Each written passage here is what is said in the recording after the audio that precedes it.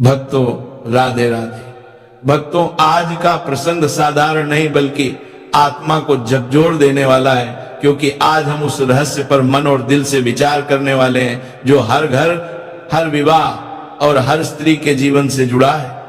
कई बार हम देखते हैं कि कुछ स्त्रियों के पति जीवित होते हुए भी घर में दुख, अशांति और कठिनाइयों का तूफान बना रहता है, और कुछ के सुहाग बिना किसी स्पष्ट कारण के टूट जाते हैं। इसलिए आज हम जानेंगे कि कौन से कर्म स्त्री के सुहाग को कमजोर कर देते हैं, कौन से व्यवहार पति की उम्र को प्रभावित कर देते हैं, और कौन सी आदतें घर में दरिद्रता, कलह और अशांति को बुलाती हैं।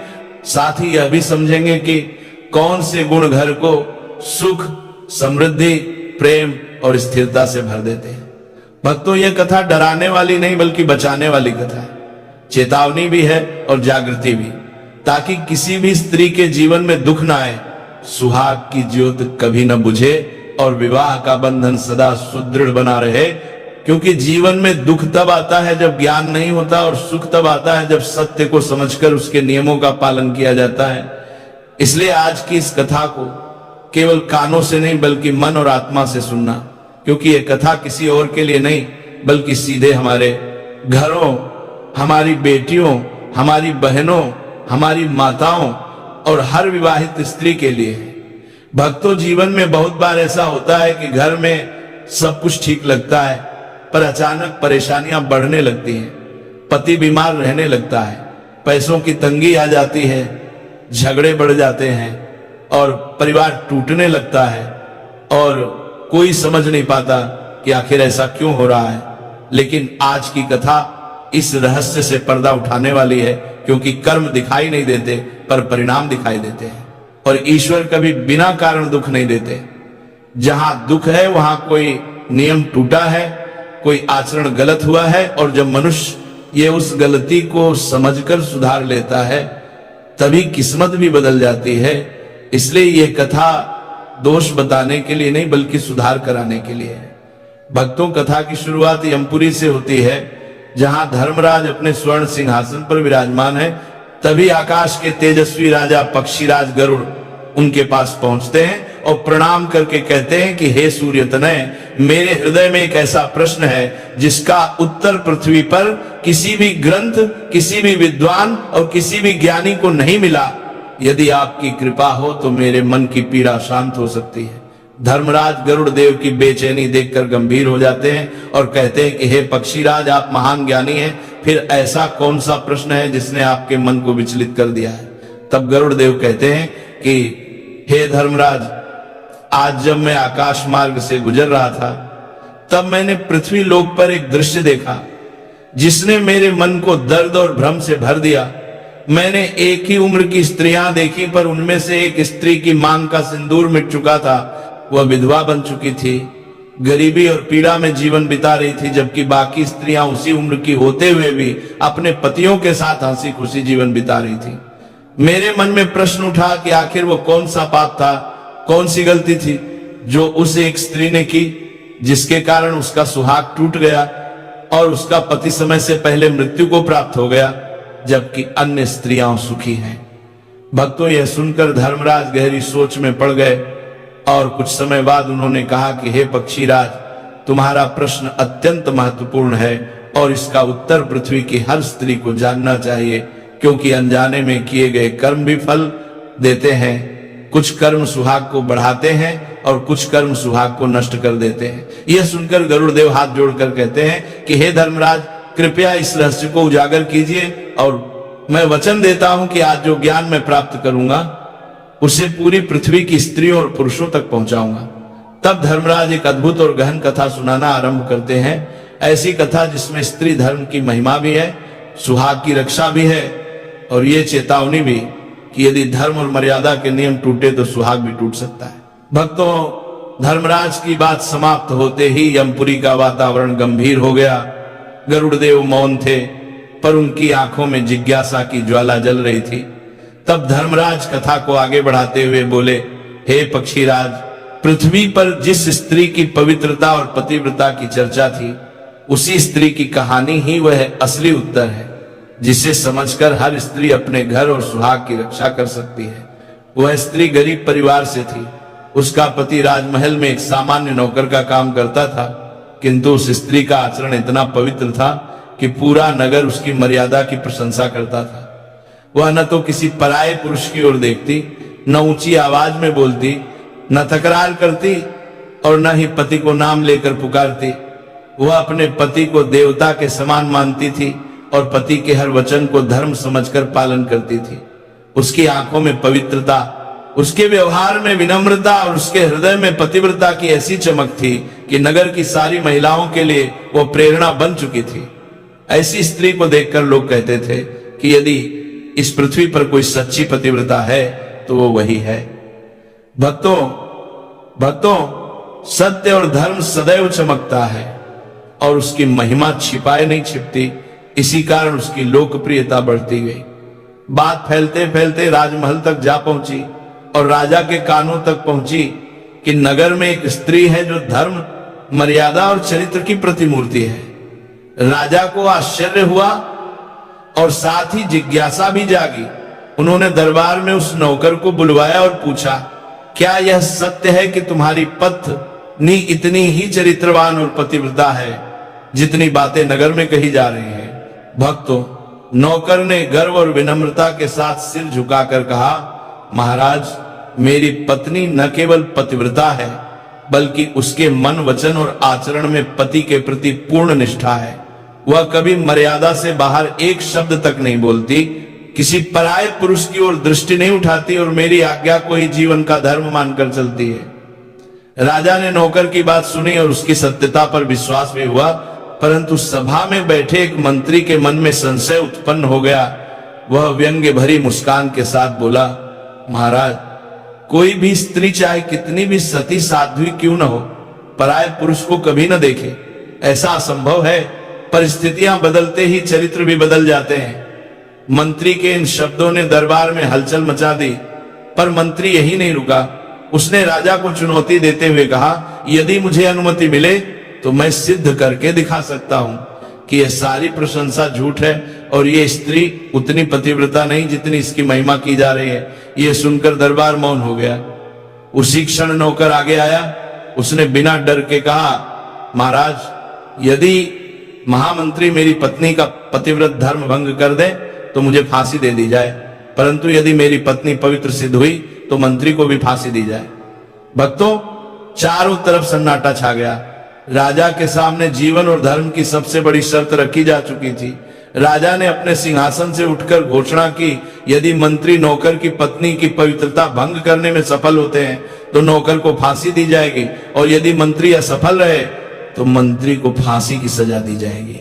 यही था धर्म का वचन और यही था न्याय का निर्णय। इसके बाद मंत्री ने कपट, छल और पाप का जाल बुनना शुरू किया। वह एक जादू टोना करने वाली स्त्री के पास गया जिसे नगर में लोकतंत्र, मंत्र और माया जाल की महारानी कहते थे। मंत्री ने उसे धन का लालच देकर कहा, किसी तरह उस स्त्री को मेरे वश में लाओ, उसका पतिव्रत धर्म भंग करो या कम से कम उसके सुहाग के प्रतीक मटका और कतार चुरा कर मेरे पास ले आओ। भक्तों, धन के प्रलोभन ने उस तांत्रिक स्त्री की बुद्धि को विषैला बना दिया। उसने वेश बदलकर खुद को नौकर की बुआ बताया और उस घर में प्रवेश कर लिया। पतिव्रता स्त्री ने उसे बुआ समझकर सम्मान दिया, उसके पैर छुए और पूरे मन से सेवा की।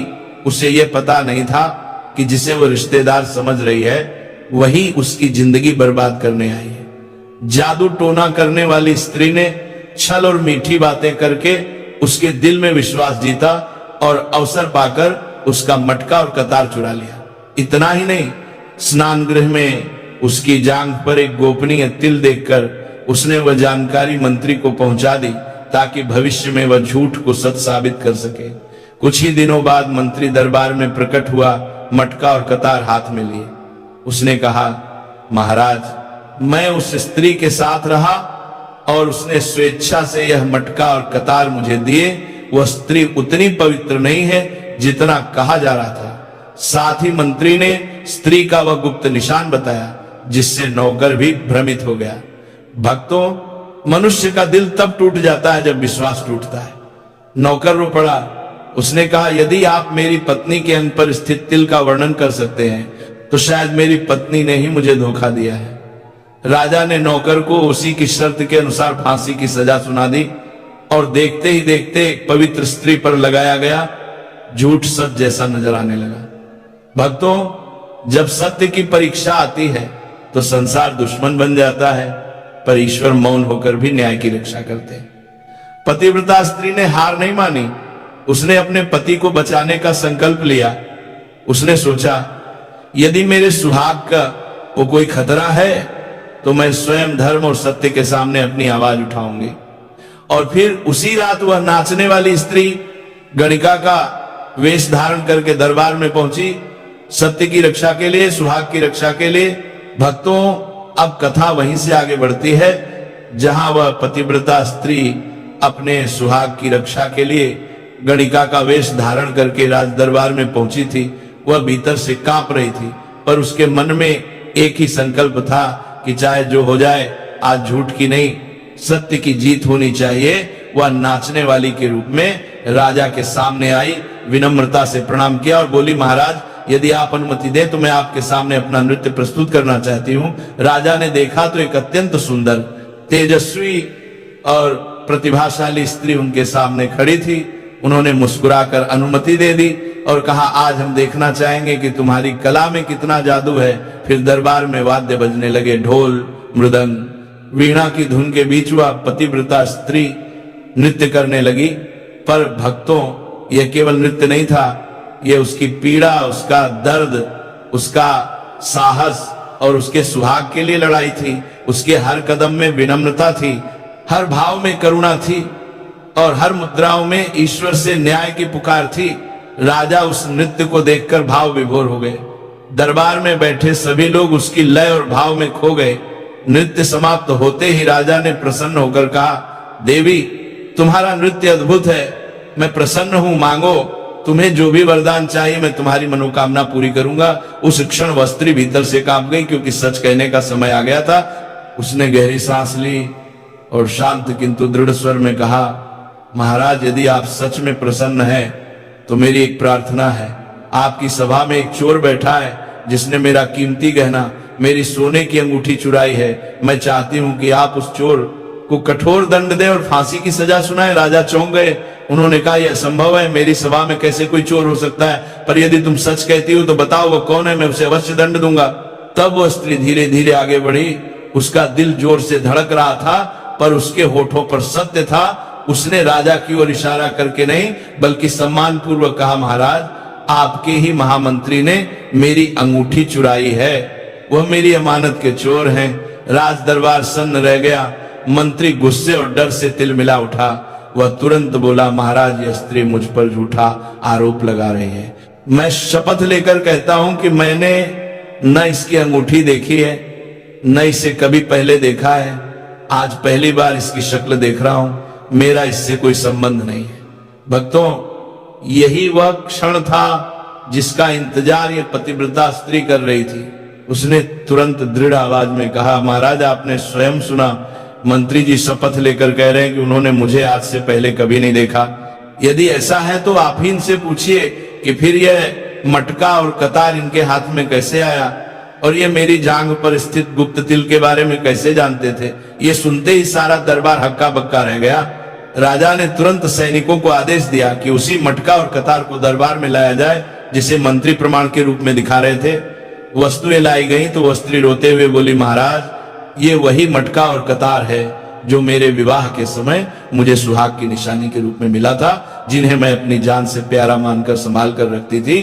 इन्हीं को प्रमाण बनाकर मेरी पवित्रता पर प्रश्न उठाया गया और मेरे पति को फांसी की सजा सुनाई गई। राजा ने गुस्से में मंत्री की ओर देखा और कठोर स्वर में कहा, मंत्री, अब तुम सच सच बताओ, ये मटका और कतार तुम्हारे पास कैसे आए? यदि तुमने इस स्त्री को देखा ही नहीं, ये तो उसके घर तक कैसे पहुंच गए? उसकी जांघ के तिल तक की बात तुम्हें कैसे मालूम हुई? मंत्री की गर्दन झुक गई, चेहरा पीला पड़ गया, वह कुछ बोल नहीं पा रहा था। डर के मारे उसके होंठ कांपने लगे। भक्तों, झूठ का किला अधिक देर खड़ा नहीं रह सकता। राजा ने सैनिकों को आदेश दिया कि उस जादू टोना करने वाली स्त्री को भी तुरंत दरबार में उपस्थित किया जाए जो इस षड्यंत्र में शामिल थी। थोड़ी देर बाद वह स्त्री कांपती हुई दरबार में लाई गई। राजा ने गरजती आवाज में कहा, सच सच बता, मंत्री ने तुझे क्या काम दिया था? यदि तूने झूठ बोला तो तुझे भी कठोर दंड मिलेगा। डर और पछतावे से भरी उस स्त्री की आंखों से आंसू बहने लगे। वह हाथ जोड़कर जमीन पर गिर पड़ी और रोते हुए बोली, महाराज, मुझसे बड़ा पाप हो गया। मंत्री ने मुझे धन का लालच दिया, कहा कि मैं खुद को इस स्त्री की देवरानी की बुआ बताकर इसके घर जाऊं, इसके साथ रहने लगूं, इसका विश्वास जीतूं और मौका देखकर उसका मटका और कतार चुरा लाऊं। साथ ही स्नान के समय इसके शरीर पर कोई निशान हो तो उसे भी याद रखूं, ताकि बाद में इसे बदनाम किया जा सके। महाराज, मैंने वही किया जो मंत्री ने कहा। धन के लालच में मैं अंधी हो गई, सत्य और धर्म को भूल गई, पर आज मैं सबके सामने स्वीकार करती हूं कि यह स्त्री पवित्र है, इसने कभी अपने पतिव्रत धर्म को नहीं तोड़ा। महाराज, दोषी मैं और आपका मंत्री है। ये नहीं भक्तों, जैसे ये सच सामने आया, पूरे दरबार में हलचल मच गई। लोगों के मुंह से एक ही शब्द निकला, अन्याय हुआ था। धर्मराज की तरह राजा का चेहरा लाल हो गया। उन्होंने तुरंत सैनिकों को आदेश दिया, जाओ उस निरपराध नौकर को तुरंत कारागार से मुक्त करो, उसके गले से फांसी की रस्सी हटाओ, वह निर्दोष है। उसका अपराध केवल इतना था कि उसने अपनी पत्नी पर विश्वास किया और दुनिया ने उसके विश्वास को झूठा साबित कर दिया। फिर आजा ने उसी दरबार में घोषणा की कि इस पतिव्रता स्त्री को राज्य सम्मान दिया जाएगा, इसे वस्त्र, आभूषण और धन से सम्मानित किया जाएगा, क्योंकि इसने न केवल अपने पति को बचाया है बल्कि सत्य और धर्म की भी रक्षा की है। और जो मंत्री झूठ, कपट और अधर्म के सहारे एक चरित्रवान स्त्री की इज्जत पर आघात करना चाहता था, उसे उसके पाप का फल मिलेगा, उसे फांसी पर चढ़ाया जाएगा, ताकि पूरी प्रजा के मन में यह संदेश जाए कि जो भी किसी स्त्री के चरित्र पर झूठा कलंक लगाएगा उसे कभी क्षमा नहीं किया जाएगा। उसी दिन मंत्री को फांसी की सजा दी गई। उसकी मृत्यु के साथ ही एक बड़े अन्याय का अंत हुआ और सत्य की विजय हुई।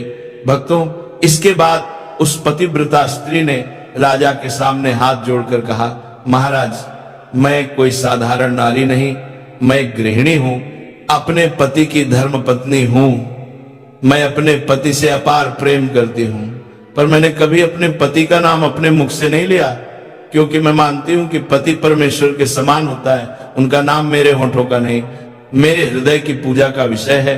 मैं हमेशा उन्हें सम्मान से, मर्यादा से पुकारती हूं, उनकी आज्ञा का पालन करती हूं, उनकी सेवा में ही अपना सौभाग्य मानती हूं। राजा ने उसकी बात बड़े ध्यान से सुनी और प्रसन्न होकर कहा, आज से तुम केवल अपने पति ही नहीं, पूरे राज्य के लिए आदर्श बन गई हो। तुम्हारा पतिव्रत, तुम्हारा साहस, तुम्हारी सत्यनिष्ठा हम सबके लिए प्रेरणा है। भक्तों, इतनी बड़ी कथा सुनाने के बाद धर्मराज गरुड़ देव की ओर देखते हैं और कहते हैं, हे पक्षीराज, अब तुम्हारे प्रश्नों के उत्तर ध्यान से सुनो। तुमने जो पृथ्वी लोक पर 2 स्त्रियां देखी, उनमें से एक स्त्री समय से पहले विधवा हो गई थी और दूसरी अपने पति के साथ सुखी जीवन जी रही थी। ये कोई संयोग नहीं था, ये उनके अपने आचरण और कर्मों का परिणाम था। पहली स्त्री में जनकारी खास सुखी जीवन दला पूरी जंत्री परिणाम था। स्त्री अपने पति के प्रति आदर भूल गई थी। वह हर समय उसके नाम को लेकर ऊंची आवाज में पुकार कर, मजाक में या गुस्से में बार बार उसका नाम लेती रहती थी, बिना सोचे, बिना समझे।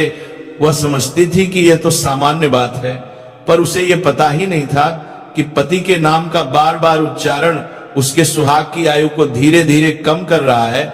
वह हर दिन अपने ही हाथों से अपने सुहाग की रक्षा कवच को कमजोर कर रही थी। परिणाम यह हुआ कि पति की आयु घटती गई और वह समय से पहले ही मृत्यु को प्राप्त हुआ। और आज वही स्त्री विधवा होकर दुख और गरीबी में जीवन जी रही है, जबकि दूसरी स्त्री जो नौकर की पत्नी है, उसने अपने पति के प्रति आदर और मर्यादा कभी नहीं छोड़ी।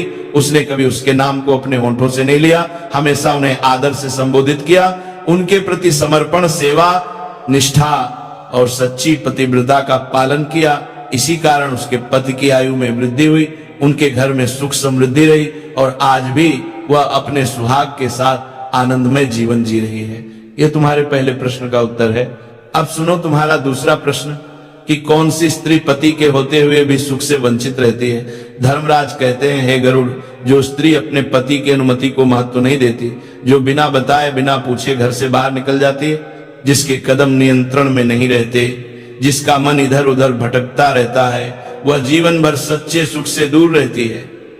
ऐसी स्त्री को न पति का विश्वास मिलता है, न सास ससुर का आशीर्वाद, न ही घर में शांति टिकती है। वह चाहे कितने भी सुख साधन जुटा ले, लेकिन उसके घर में कलह, अशांति और असंतोष बना रहता है, क्योंकि पति पत्नी का संबंध विश्वास और मर्यादा पर टिका होता है। जब स्त्री इस मर्यादा को तोड़ती है तो वह स्वयं अपने हाथों से अपने जीवन का सुख नष्ट कर देती है। और तीसरा प्रश्न यह था कि कौन स्त्री कभी सच में दुखी नहीं होती। तब धर्मराज कहते हैं, हे पक्षीराज, जो स्त्री चरित्रवान होती है, जो अपने पतिव्रत धर्म का पालन करती है, जो अपने पति की इज्जत, अपने घर की मर्यादा और अपने कर्मों की पवित्रता की रक्षा करती है, ऐसी स्त्री के घर में लक्ष्मी निवास करती है। वहां से दरिद्रता, कलह और अभाव दूर रहते हैं। ऐसे घर में भले साधन कम हो, पर संतोष, प्रेम और शांति बहुत अधिक होती है। चरित्रवान स्त्रियां घर को स्वर्ग बना देती हैं और ईश्वर भी ऐसे घर पर सदा अपनी कृपा रखते हैं। इसीलिए हे भक्तों, इस पूरी कथा का सार यही है कि पतिव्रता, मर्यादा, आदर और चरित्र किसी स्त्री का सबसे बड़ा गहना है। सोने चांदी के आभूषण खो जाए तो वापस मिल सकते हैं, पर यदि चरित्र का आभूषण टूट जाए तो जीवन भर उसके दर्द से मुक्ति नहीं मिलती। इसीलिए हर स्त्री को अपने सुहाग, अपने घर और अपनी मर्यादा की रक्षा करनी चाहिए। यही धर्म है, यही सुख का रहस्य है, यही इस दिव्य कथा का संदेश है। बोलो राधे राधे।